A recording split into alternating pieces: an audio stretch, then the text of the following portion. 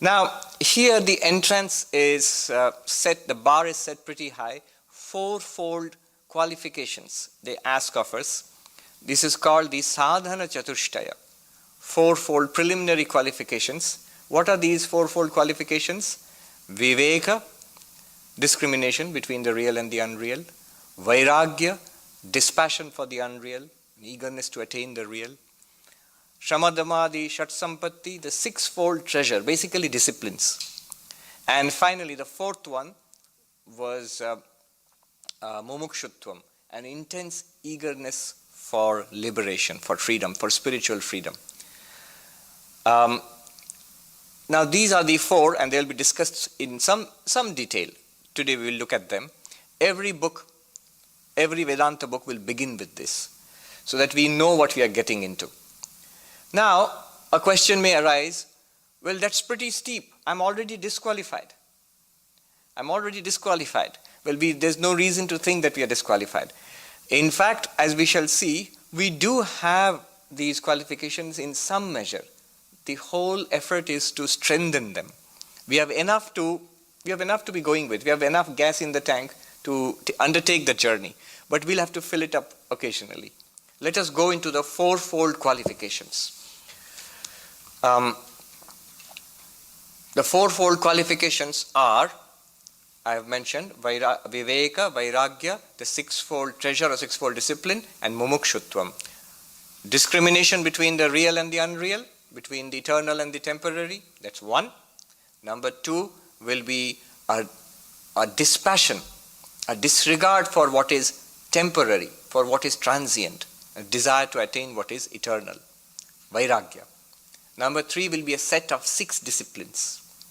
And number 4 will be an intense yearning for liberation. Now since the 6 disciplines are there, śrama dhamadi shat sampatti, they are, in Sanskrit it literally means the sixfold treasure. When we set out on a journey, you need money. You need to take your MasterCard and Visa card and all that with you. So like that, you need this sixfold, we need this sixfold treasure when we set out on the spiritual journey. So since these 6 are included, although they are 4, they're said to be 4 in number, if you enumerate them specifically, it becomes 9. 9 in number. Viveka 1, vairāgya 2, and then 3, 4, 5, 6, 7, 8 are the sixfold treasure, the sixfold disciplines. And then finally, mumukshu, 9th. Now,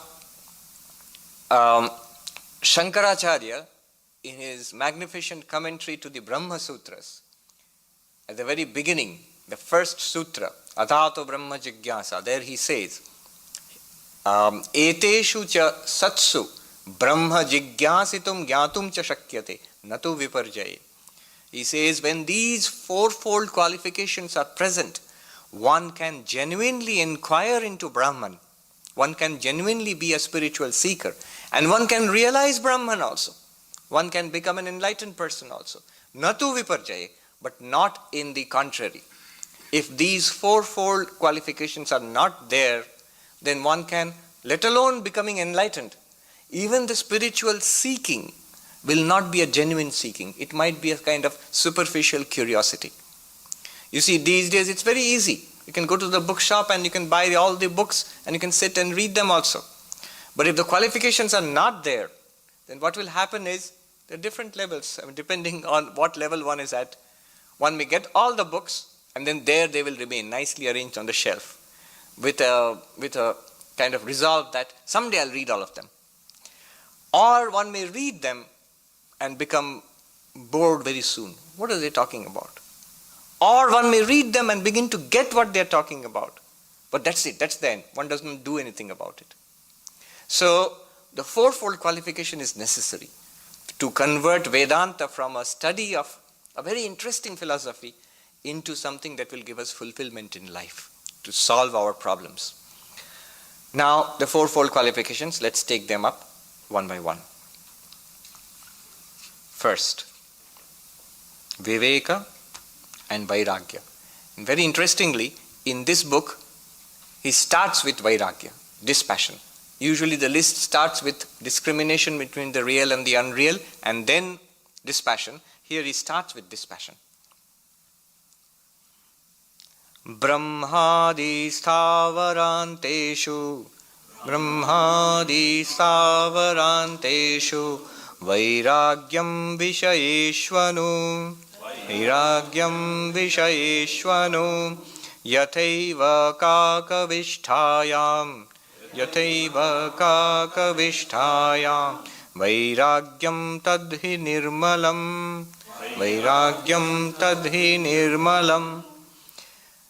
The indifference with which one treats the excreta of a crow. Okay, that's gross. But it's meant to be. It's meant to be so that you feel disgust. Such an indifference to all objects of enjoyment from the realm of Brahma, I'll come back to that, to this world, in view of their perishable nature, is verily called pure vairāgya. Now don't be discouraged. I don't have so much of dispassion that I treat, chocolate cake as the excreta of a crow. I don't. Well, let's just remember he's speaking about the final stage of vairāgya, the best kind of vairāgya. We all have vairāgya to some extent. Otherwise, we wouldn't have braved 101, especially today, with all the traffic backup, to come here and sit and listen to a talk on a 1500-year-old text. So vairāgya we have certainly enough to begin with. Now he says, complete disregard for all kinds of enjoyments provided by this world. In one of the classic texts of Advaita Vedanta Sar, it is said, Ihāmutrārtha phala bhoga artha vairāgya. The dispassion for all kinds of enjoyment in this world and the next.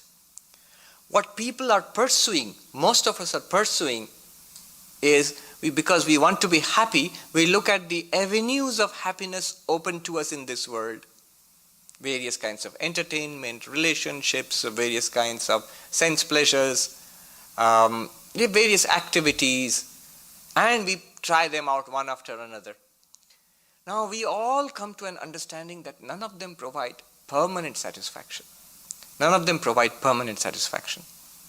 Once one comes to a mature understanding, you may still have that ice cream or chocolate cake, but you should not look at it as a source of satisfaction, a kind of aim in life, Eat to live, not live to eat.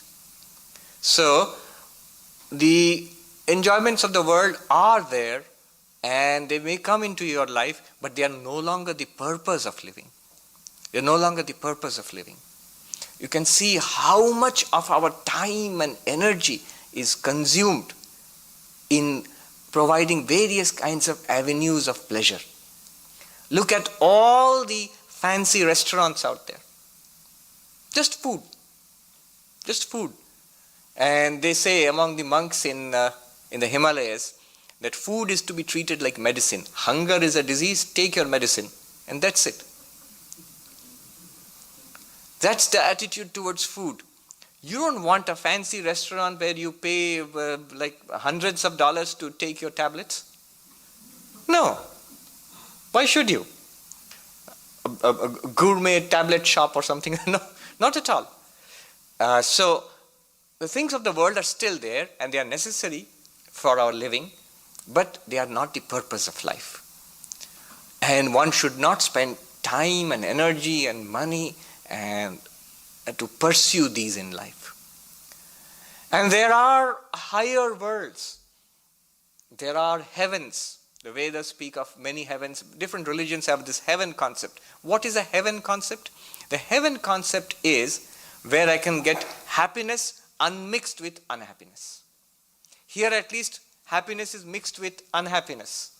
It comes to an end, it is expensive, it is troublesome, and so many problems. And after I finished, it gives me 2 minutes of, somebody said it very interestingly, some kind of tasty food. It's 2 minutes on the lips and 20 years on the hips or something. You become fat and you have to struggle to throw off the weight. But in heaven you can do that. You can eat as much as you want without putting on weight. So that's a heaven concept where you can have lots of pleasures without any problem. But that too comes to an end. The heavens in Hinduism or Buddhism or Jainism, they all come to an end. In Sikhism, they come to an end. There are no permanent heavens. Searching for heaven is not Vedanta. It is not spirituality. Heaven is where I remain an individual, I just go to a better place. This place is good, that place is better. So I would like to go there. That's a heaven concept. I am enjoying life here, I want to enjoy life after death. I go to a better place after death and enjoy life there too. Much more than I can do here. That's a heaven concept. And Vedanta says that too comes to an end. And one must not pursue that if one wants Vedanta, if one wants spirituality. So, a disregard for the enjoyments promised by this world and the enjoyments promised by the next world, this world and the next world. Just as an aside, how would you pursue pleasures in heaven if you are interested? Don't be. There was a whole portion in the Vedas called Karma Kanda, ritualistic portion in the Vedas, where you accumulate lots of merit. You've got lots of money in the bank, you put it there, lots of merit. By performing various kinds of rituals. And this you are assured that after death, your soul, the Jivatman, would go to some heaven, and according to the amount of merit that we have accumulated, you'll have a very pleasant time, a nice time, a party for thousands of years in heaven. But then you have to come back again. You have to come back again. You have to come, but the Jivatman, the individual, comes back from heaven. And if they want to go to heaven again you have to perform all those rites and rituals and be a very, very religious person so that you can go to heaven. All that is temporary. All that is temporary. Beyond that lies real spirituality. So that is vairāgya. Then next, viveka. Nityam atma swarupam hi. Nityam atma swarupam hi drishyam tadviparitagam evam yo nishchaya samyak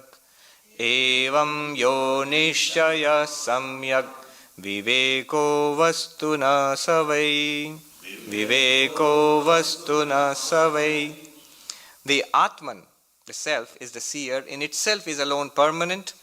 That is, which is seen is opposed to it, that it is transient. Such a settled conviction is truly known as discrimination or viveka. What does it mean?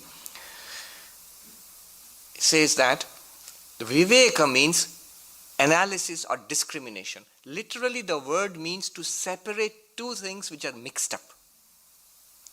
Viveka comes from the Sanskrit vivich, pritak karane, to separate. Two things, a confusion is there, two things are mixed up, to separate them. Not physically, in our understanding. Sri Ramakrishna says, sand and sugar are mixed up, the ant can separate them.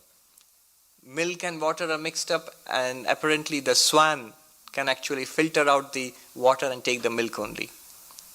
And so, in the same way, life presents us with a mixture of the divine and the temporal, the eternal and the temporal.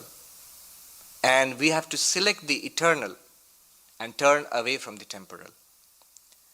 Nitya anitya vastu viveka. The ability to discern what is passing in life. The ability to discern what is possibly eternal. And to turn away from the transient and to turn towards the eternal. When do we have to do this? All the time. All the time. The Upanishad says, the pleasant and the good, preya and shreya, pleasant and the good are presented to us all the time. And all the time we have to select the good, not the pleasant. And often, unfortunately, the pleasant is not always good for us. So that which is good, good means that which takes us to our goal. And the Upanishad is very clear. It's in Kathopanishad. It's very clear that those who select the pleasant because it's nice, they fall away from their goal. Spiritual goal definitely, but even secular goals. One who keeps taking the short and easy way out will never attain anything great in life. And those who select that which is good, that which is according in harmony with their goal, they will attain the goal in life. If it is God realization or enlightenment, will attain enlightenment. So this viveka, ability to discern. A question may come here, the ability to discern between the eternal and the temporal, eternal and the transient. Only an enlightened soul can do that. To know what is eternal, Brahman, and to know what is anityam, non-eternal. Only an enlightened person can do that, because we don't know Brahman, we don't know God, we have not realized God yet. So what is meant here is, not in the final sense, but to begin with. To begin with an understanding, a kind of conviction, a kind of feeling that there is something to this spirituality business. Here is something they are speaking about which can be of help to me.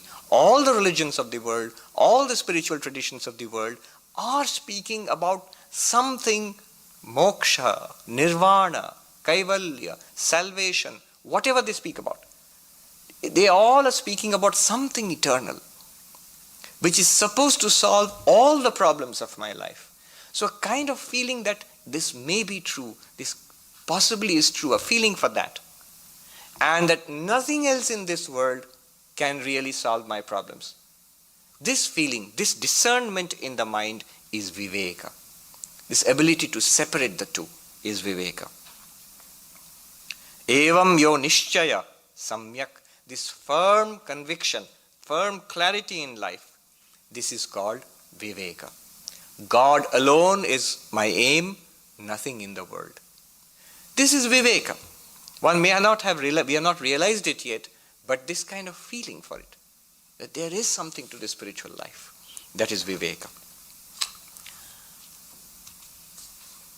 Then we have the sixfold disciplines, the sixfold treasure. What are the sixfold treasure? Śama, control of the mind; dama, control of the sense organs; then uparati, withdrawal from external enjoyment, withdrawing from, stepping back from enjoyment of the world, uparati. And then titiksha, a kind of spiritual fortitude to put up with the troubles that life has been throwing at us, and will go on throwing at us, even if we become very spiritual persons. I am so spiritual, why are people troubling me? Well, they will. Titiksha, the ability to withstand that. And then you have samādhāna. Samādhāna, that is a settling down, a deep concentration, a focus on spiritual pursuits. And then finally, śraddha. Śraddha is a faith, not a blind faith, but a kind of working hypothesis, a working faith that what these people are telling us, the scriptures of the world are telling us, there is some truth in that. I may not understand it now, I may not get all of it now, but there is something to it, let me take it up in earnest. It's just like one goes to a university course, and one goes and sits in the class and listens to the professor with some kind of faith. The faith is that this guy up there is not speaking nonsense. The books are not full of lies. So there is some truth there, and what the teacher is telling us has got some truth in it. I may not get it now. I may not get it only partially, but there is the hope of understanding it. The goal is to understand. In blind faith, there is no promise of understanding. You just have to go on believing. But here, this is not blind faith.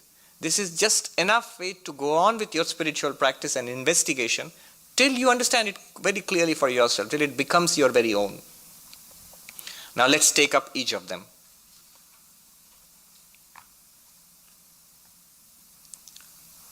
Sadaiva vasanatyaga, sadaiva vasanatyaga, shamoyam iti shabdita, shamoyam iti shabdita, nigraho bahya vrittinam, nigraho bahya vrittinam, dama ityabhidhiyate, dama ityabhidhiyate. Abandoning, giving up various kinds of desires consistently is called śama. Quietening the mind is śama. Śama is quietening the mind. This quietening of the mind is not possible when I have filled the mind with 100 desires. 100 little desires. I want this, I want that, I shall enjoy this, I shall go there, I shall see this. No. If I fill it up with all these desires, the mind is continuously agitated, and there goes Vedanta out of the window. It will not stick. And Dhamma is the control of the activities of the sense organs and the motor organs. External activity.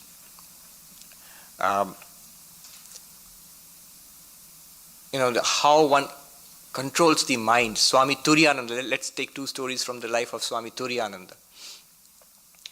In Belur Mutt, the main monastery, in the summer when it's very hot, there is a tradition of making a cool drink out of yogurt. And it's sweet and it's cool, and it's offered to the Lord in the main temple. And then the monks, by turn, each day one monk gets it as offered food, as prasad. And it's very nice. I have got it also, so I know it's very nice. It's an old tradition. It's especially nice when it is 105 in the shade. So this person will come up to you and say, it's your turn today, Swami, you can have this. And it's really nice. Now I read many, many years ago, when this tradition was still there, it had started by that time.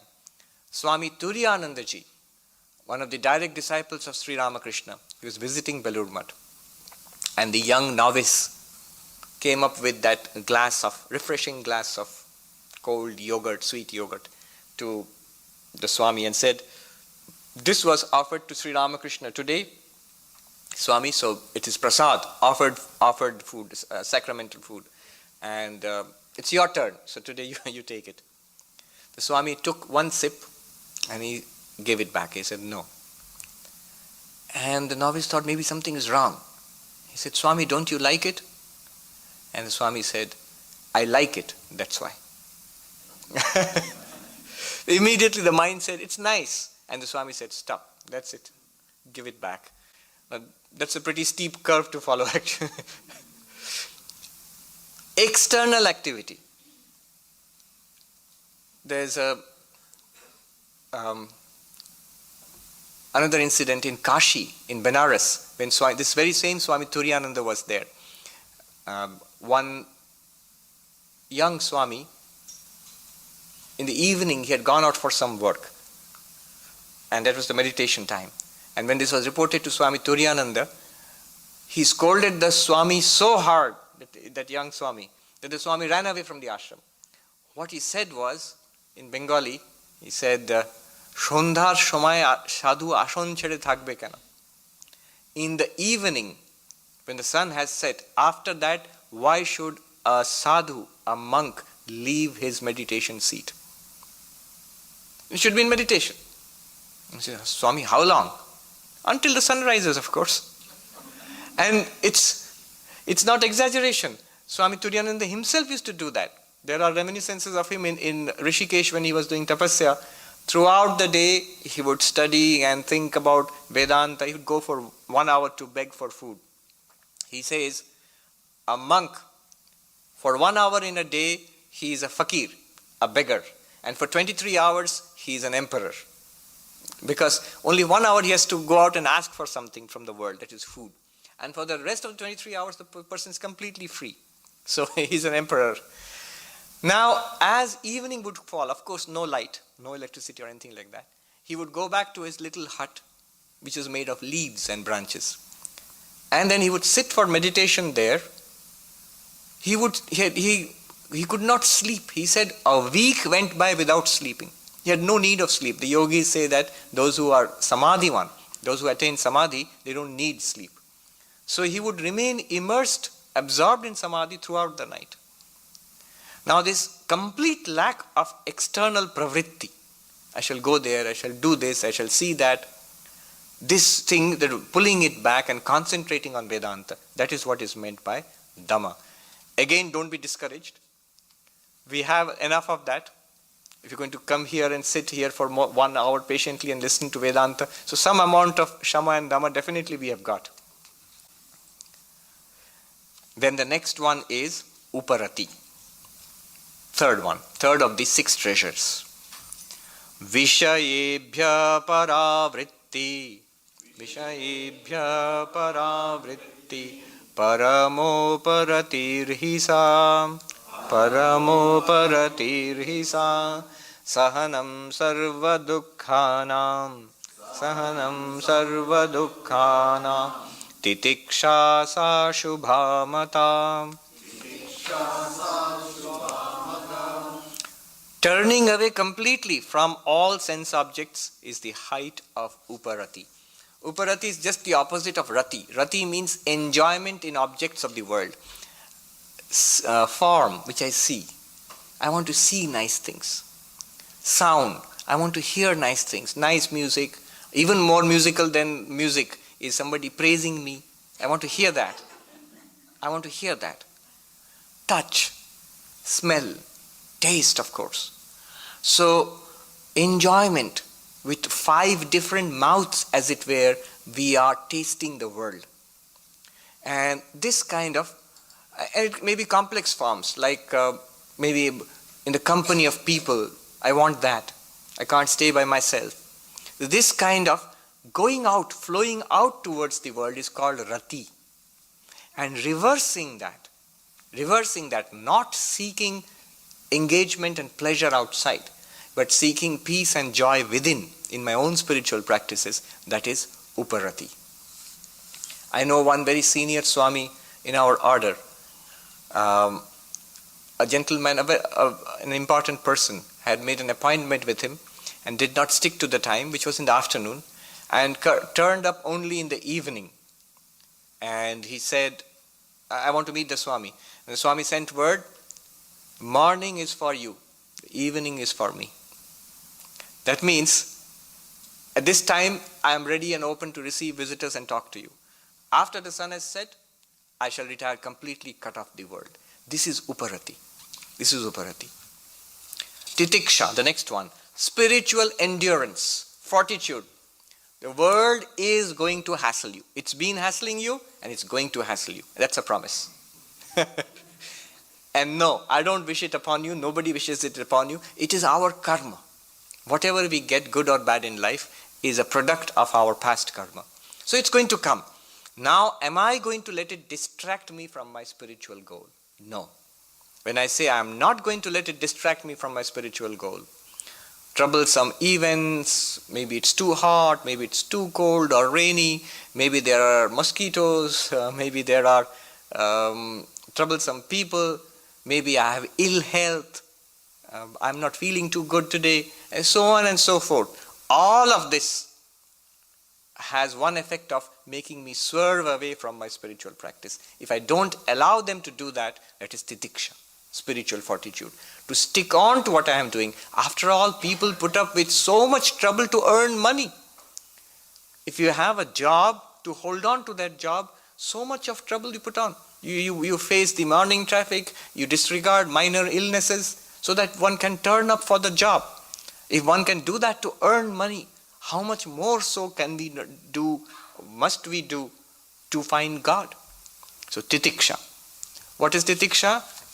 In Vivek Chudamani, Shankaracharya is quoted here from another of his works, Vivek Chudamani, he says, Sahanam sarva dukkhanam apratikara purvakam chinta vilaparahitam sa titiksha sa nigadyate.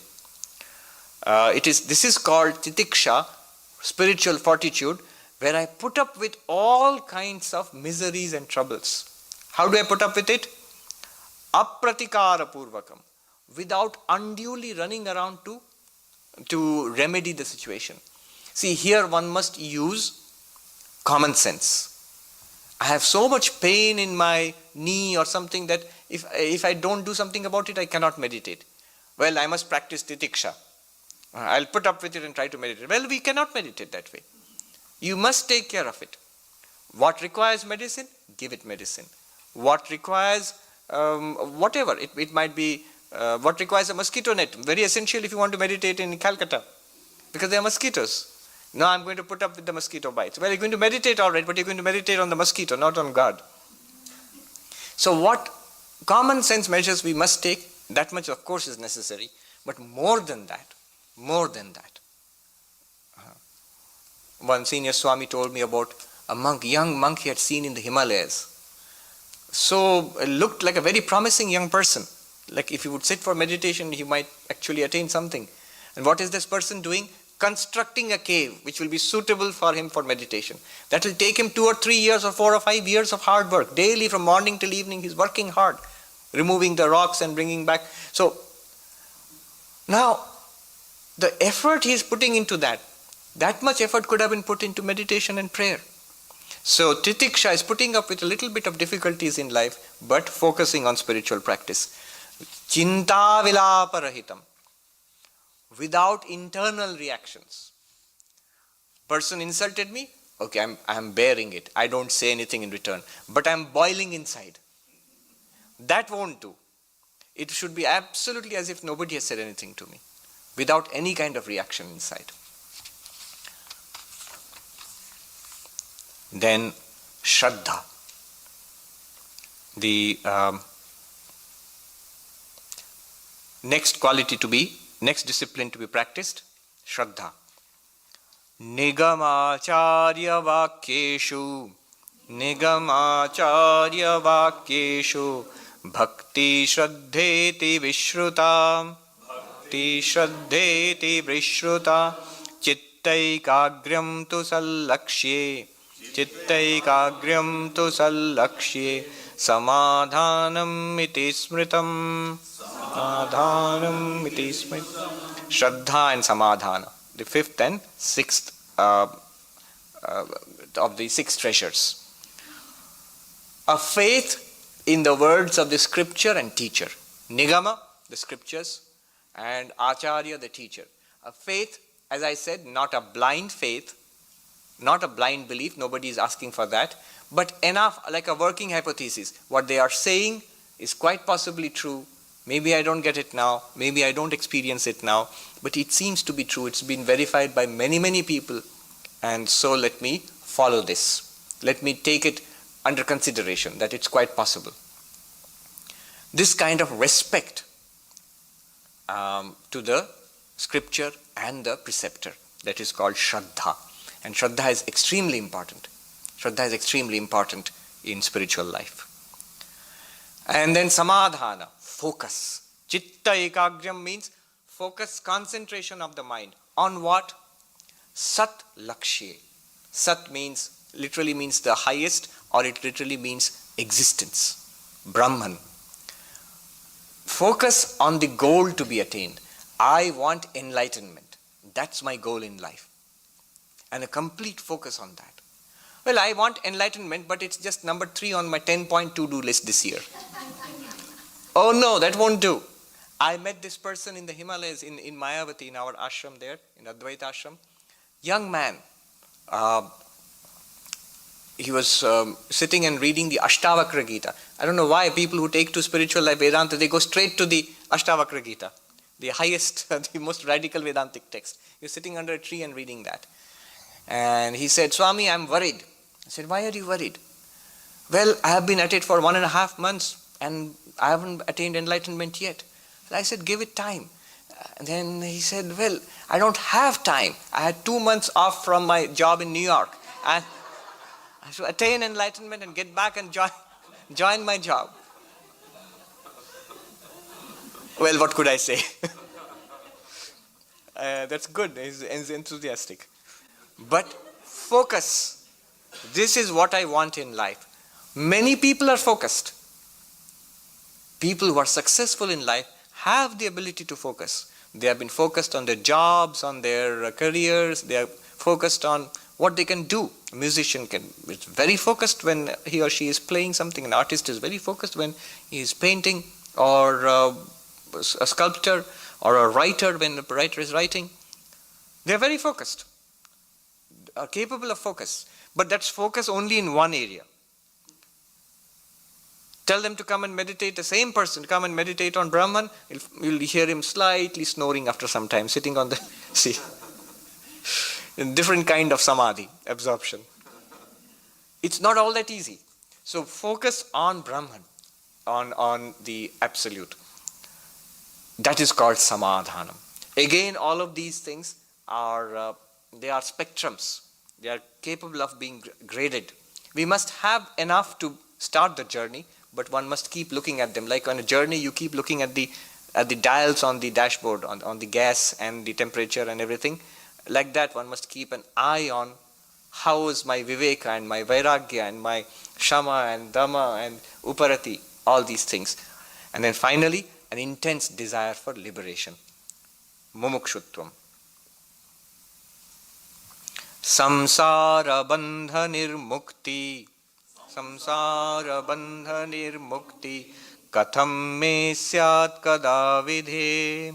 Katham me syat kada vidhe. Iti ya sudridha buddhi. Iti ya sudridha buddhi. Vaktavya sa mumukshuta. Vaktavya sa mumukshuta. When and how shall I, O Lord, be free from the bonds of this world? This burning desire is called mumukshutvam. This kind of intense desire. I am suffering in this world. How do I get out of this suffering? Here is a way which has been trodden by great spiritual masters for centuries, for millennia in the past, and they have attained what is promised here. So how can I attain that? That kind of intense, burning desire for spiritual illumination is called mumukshutvam, mokshecha, the desire for moksha or liberation. One more point, a little secret here. These 4 or 9, there's a list. Now, the secret here is they are causally connected. Let me repeat that. They are causally connected. Causally connected means one leads to the other. One leads to the other. The initial viveka that there is some ultimate spiritual reality and this world is transient and full of sorrow. This difference, this clarity, it gives rise to a dispassion for the world and a desire to realize that. Vairāgya. Viveka and vairāgya together strengthen the spiritual disciplines in our life. Then we work to get our life in shape for this great spiritual adventure. When we have that discipline, that viveka and vairāgya, with that discipline strengthens the intense desire, then it becomes a burning desire.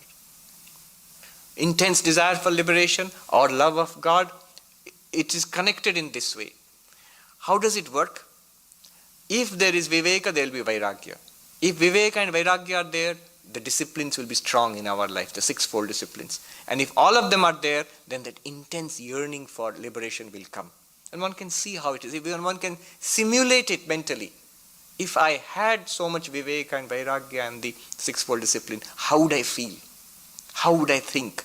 How would I react to different circumstances in life? How would I speak? So, they are causally connected. Now, how does one use them? If I have a problem with one of them, one should go a step back and see what precedes it and strengthen that one. What I mean by this is, if I am attracted to things in the world and I cannot overcome desires, instead of struggling with those desires, what most of us do. But the technique is not to struggle there, not to fight the battle there. Step back and look to the cause and fight the battle there. If my vairāgya is not strong, instead of struggling there, let me strengthen the viveka. If the cause is strengthened, the effect is sure to come. If I am unable to maintain spiritual disciplines in my life, instead of struggling there, let me step back to viveka and vairāgya and strengthen that. When viveka is strong and the dispassion for the world, vairāgya is strong, the disciplines will come of themselves. They'll easily come. What else will you do? What else will you think about and what else will you do if you do not want anything in this world and you want only God? Then quietude of mind, śamaha, control of the sense organs, damaha, will automatically come. You don't have to struggle for that. So here is a little secret about the 4-fold qualifications. They are causally connected. One leads to the other. Once the earlier one strengthens the next one. And when you fight the battle, when we fight the spiritual battle, it is important to know what is cause and what is effect. If I want an effect, let me not struggle at that level. Let me go deeper, drill deeper back to the cause. Strengthen the cause, the effect will come.